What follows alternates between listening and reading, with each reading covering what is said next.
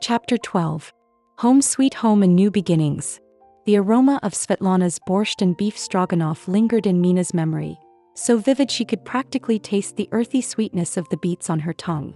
The warmth of that unexpected homecoming meal fueled her determination for the charity event, and she was going to insist that her parents prepare the dessert dishes to sell as snacks at the event. The next day, Mina headed to the park for a long walk with Liam.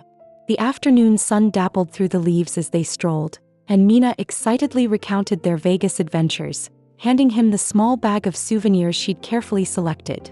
A miniature deck of cards from a magic shop, a quirky keychain shaped like a slot machine, and a small magnet that was a glittering replica of the Welcome to Las Vegas sign. "And guess what?" she finally said, her voice brimming with purpose. "I'm putting on a charity show for C.H.L.O.E. Children Helping, Love, Outreach, Empathy. We're going to raise money to help Korean moms in Korea who are thinking about giving up their kids, so they can keep them if it is what they really want."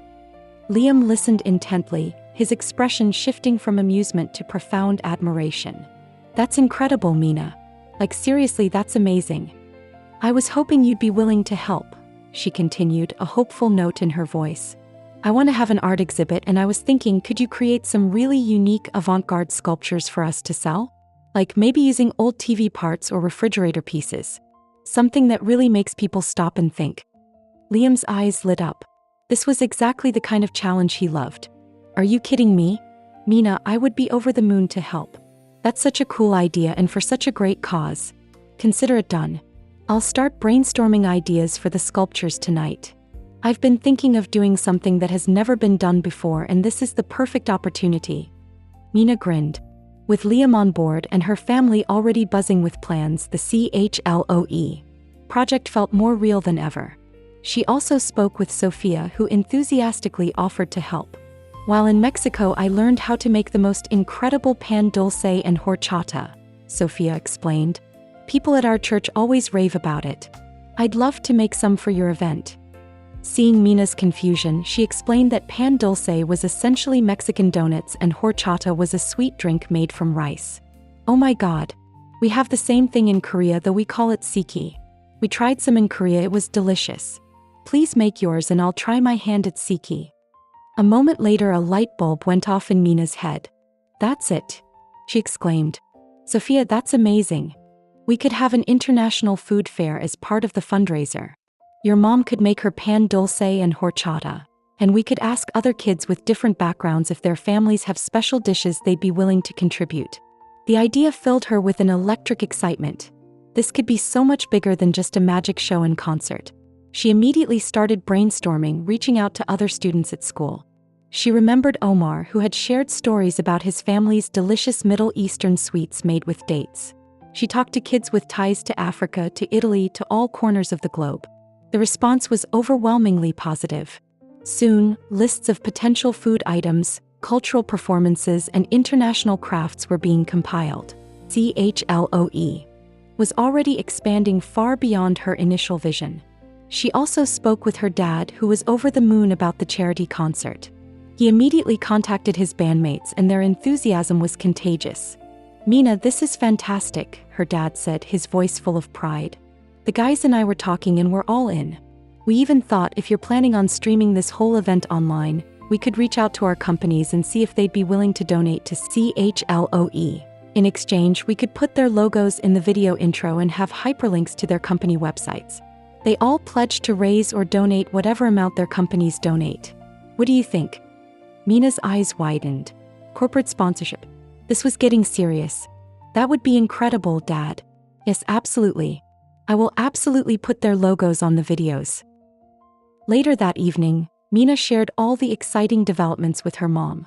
Her mom's reaction was everything Mina had hoped for.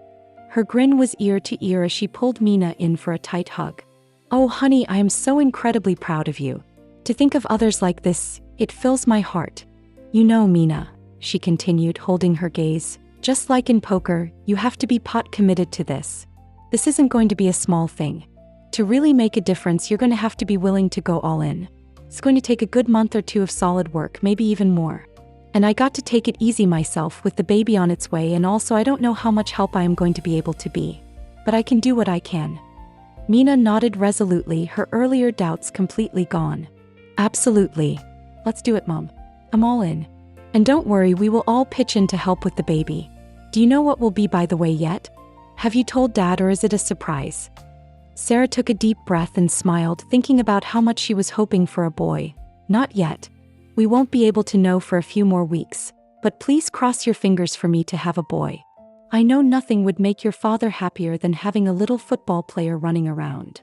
The very next morning, Mina sat down at her desk, a heartfelt letter to her birth mother in Korea forming in her mind.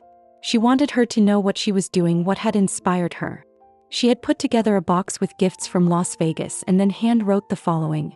"Dearest Mom, I hope this letter finds you well. Since our last emails, so much has happened. I recently went on a trip to Las Vegas with my family and a school friend, Svetlana, who came here from Russia. It was a lot of fun, but something happened there that made me realize I wanted to do more to help others. I'm starting a nonprofit called C.H.L.O.E, Children Helping, Love, Outreach, Empathy.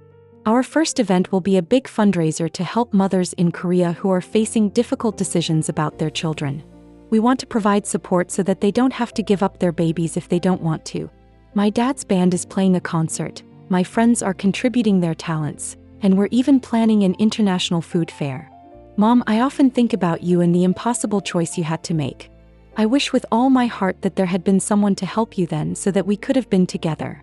While I can't change the past, I hope that through C.H.L.O.E, I can help create a future where more mothers have the support they need to keep their families together. In a way, your sacrifice is inspiring this. By understanding your story, I want to help prevent similar heartbreak for others.